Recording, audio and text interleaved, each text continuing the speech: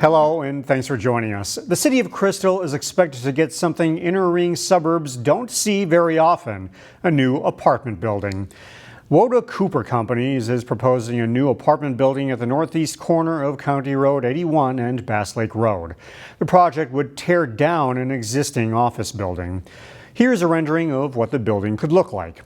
It's proposed to be a 4-story, 44-unit complex and would feature a mix of affordable housing for several income levels. The Crystal Planning Commission recommended approval of rezoning the property to allow the project. The Crystal City Council will get its first look at the proposal at its meeting next week. The developer hopes to begin construction this fall. Meanwhile, developers are hoping to transform a corner of Plymouth that some say is antiquated and functionally obsolete. That site is the Plymouth Plaza Center located at the southwest corner of County Road 6 and 101. It currently contains a family medical clinic, a dentist office, and the original Pancake House.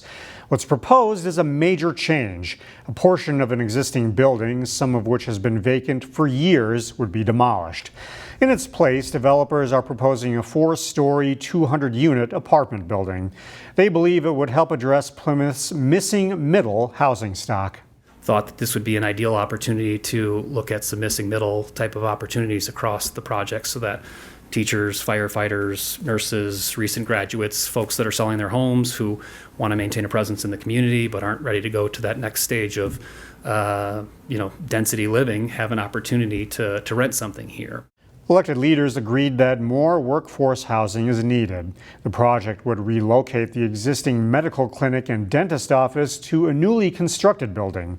Original Pancake House would remain with exterior improvements proposed. And now an update to a story we brought you last year about the owner of Brooklyn Park's Skaalvenn Distillery. While the alcohol industry as a whole is facing challenges, Tyson Schnitker is facing an even bigger obstacle. Nearly every day in Brooklyn Park, the staff from Skaalvenn Distillery do their part to keep America's liquor industry flowing. Yeah, so usually around a couple hundred bottles a day. So maybe around 150 gallons in an easy day work. And that's just for the bottling work they do with Red Lock's Irish whiskey.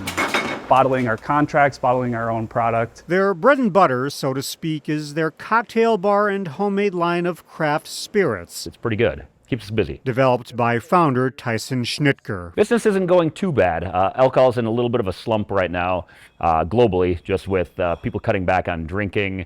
THC, the younger generation isn't drinking like we probably did.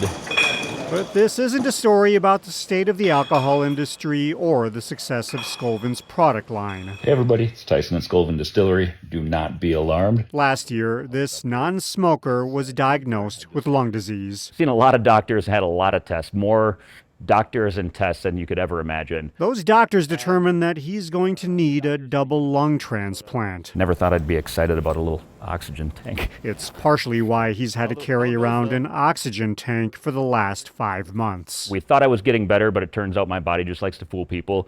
And the disease has been progressing, so scar tissue building up in the lungs for an unknown reason. Yet, despite the bad news, the mood around Skaalvenn has been generally positive. If you can't make fun of it, it's going to tear you up. Now, the attention shifts to getting on the donor list for a new set of lungs that are the right size, blood type, and tissue match. It's just one of those we gotta take it day by day and see how it goes. While the future is uncertain, he remains hopeful. Sometimes In the meantime, he does have one piece of advice. eat cake. Cheers, everybody. Schnitker hopes to be put on the transplant list for a new set of lungs by the end of the month. Some students are leaders in the classroom, while others excel at athletics. In this edition of Standout student, Kevin Miller introduces us to Armstrong freshman Ty Sims, a runner who's being recognized for his leadership on and off the track. I hold myself to a high standard. I always want to be a good student on field, off the field, in school, out of school. As a sprinter, let's go! We don't have a lot of time! Ty Sims is always pushing for more. I like learning new techniques and getting feedback from my teammates to tell me what I could be doing better. His coaches think he's got potential. I like him. I like him a lot, like what he's doing. Very hardworking for a ninth grader to come in and contribute is tough, but he's on that borderline of and question to be a varsity athlete someday in the future. And on the sidelines, very athletic, very funny, and just a great kid all around. There we go. Love you. he's got a special cheerleader. Very proud. I'm always on the sidelines yelling and rooting for him and recording. Ty says his mom has helped him shine on the track The light that the stars emit, you know what I'm saying? and inside the classroom. She pushes me to keep going, and at the end of the day, you still got more time to get a better or higher grade. But that's not a problem Ty faces too often. So you say calcium? He does well in class and likes to lend a helping hand. When you're stuck or when you need help, and then I can break it down, explain it to you to the best of my ability. But it hasn't always been easy. Ty and his mother had some help from the Jeremiah program. It's a program to help single mothers. They help with housing, help continue to pursue their education, as well as help with childcare. Ty is now a finalist for the organization's Legacy Award. It was an unexpected honor for Ty. I thought I was going to apply it, and oh, you didn't win, maybe next year. But I wasn't actually expecting to become a finalist. So it was really surprising to me, and I really enjoyed the experience. In Plymouth, Kevin Miller, CCX News. Ty is considering going to culinary school at Hennepin Tech, but has not made a final decision.